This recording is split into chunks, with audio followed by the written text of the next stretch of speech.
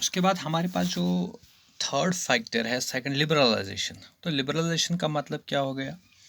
Freedom of trade, freedom of foreign trade. तो अगर liberalisation की बात करेंगे, लिबरलाइजेशन जो हमारी पहले, अगर हम आफ्टर इंडिपेंडेंस की बात करेंगे, हमारी कंट्री में रेस्ट्रिक्टेड पॉलिसीज़ थी, बिजनेस पॉलिसी जिसको हम कहते हैं। यहाँ पे इंपोर्ट एक्सपोर्ट पे रेस्ट्रिक्शंस थी। यहाँ पे मतलब कोई भी प्राइवेट बिजनेस नहीं कर सकता, प्राइवेट पर्सन बिजनेस नहीं कर सकता था, जिसको हम मतलब एक डिफ़िकल्ट लाइसेंसिंग सिस्टम था। या यहाँ पे टैक्स रेट्स बहुत हाई थे, जिससे क्या होता था, मतलब हम किसी भी कंट्री के साथ ट्रेड नहीं कर सकते थे, ठीक है। या तो पॉलिटिकल एनवायरनमेंट की अगर हम बात करेंगे, हमारी कंट्री में जो गवर्नमेंट पॉलिसीज़ थी वो मतलब परमिट नहीं करते थे कि इंपोर्ट हमें इंपोर्ट एंड एक्सपोर्ट करना है, ठीक है। लेकिन आफ्टर लिबरलाइजेशन अगर 1991 की बात करेंगे, उसके बाद आफ्टर आफ्टर 1991 तो एक इकोनॉमिक रिफॉर्म आ गया जिसको हम एलपीजी के नाम से कहते हैं। हो सकता है कल आपको पूछा जाएगा LPG, liberalisation, privatisation and globalisation. ये एक इकोनॉमिक रिफॉर्म माना जाता है, जिससे हमने इकोनॉमी को रिफॉर्म किया है। हमारी कंट्री की डेवलपमेंट के लिए एक अहम स्टेप था। इसमें क्या हुआ, देखो, जो फॉरेन ट्रेड था उसको थोड़ा फ्रीडम ऑफ इंपोर्ट एक्सपोर्ट हो गया, ठीक है। या अगर हम बात करेंगे, जैसे take an example, Chinese products बहुत सस्ते होते हैं। तो अगर वो यहाँ हम ख़रीदना चाहते हैं, वहाँ से इंपोर्ट करना चाहते हैं, तो गवर्नमेंट ने 1991 से पहले क्या लगाया था, एक इंपोर्ट ड्यूटी लगाई थी। बहुत high rate of tax charge होता था इंपोर्ट प्रोडक्ट्स पे। उससे क्या होता था, प्रोडक्ट का कास्ट जो बढ़ जाता था, प्राइस बढ़ जाता था, और यहाँ के जो कंज्यूमर्स थे या कस्टमर्स थे वो उसको नहीं खरीद पाते थे, ठीक है। तो लेकिन आफ्टर 1991 जो एलपीजी का कंसेप्ट आ गया, हमारी कंट्री जो है, हमारी इकोनॉमी जो है वो लिबरलाइज्ड बन गई, फ्रीडम ऑफ ट्रेड आ गया।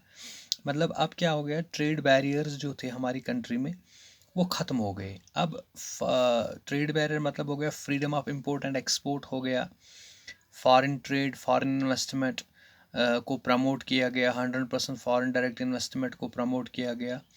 तो इससे क्या हो गया, इससे ग्लोबलाइजेशन बढ़ गई, ठीक है।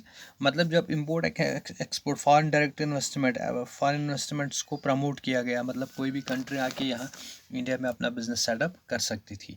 तो it is with the help of liberalisation, freedom of economy जो हमारी हो गई, ठीक है। तो अनी कंट्री या अनी कंपनी फ्रॉम आउटसाइड कंट्री, ठीक है, वो यहाँ आके अपना बिजनेस सेटअप कर सकती थी। तो इससे क्या हो गया, हमारी कंट्री को एक तो रेवेन्यू मिल गया, फ्रॉम टैक्स मिल गया, ठीक है। तो हमारी इकोनॉमी को थोड़ा बूस्ट मिल गया। तो this is also one of the second factor, liberalisation which help us in globalisation.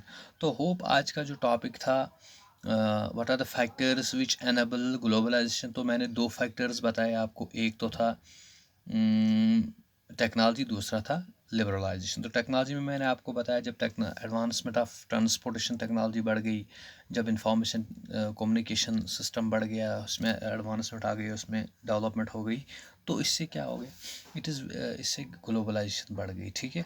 हम किसी भी फॉरेन कंट्री में जाके किसी को, कंपनी को भी ऑर्डर दे सकते हैं, ठीक है।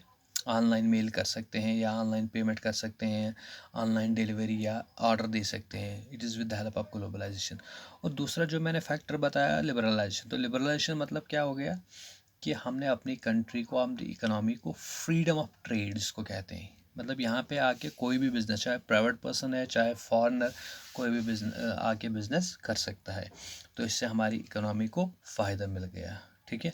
तो होप आज का टॉपिक आपको समझ आया होगा। अगर आपको कहीं पे भी कोई कन्फ्यूजन है तो आप मुझे मैसेज या कॉल कर सकते हैं। Thank you.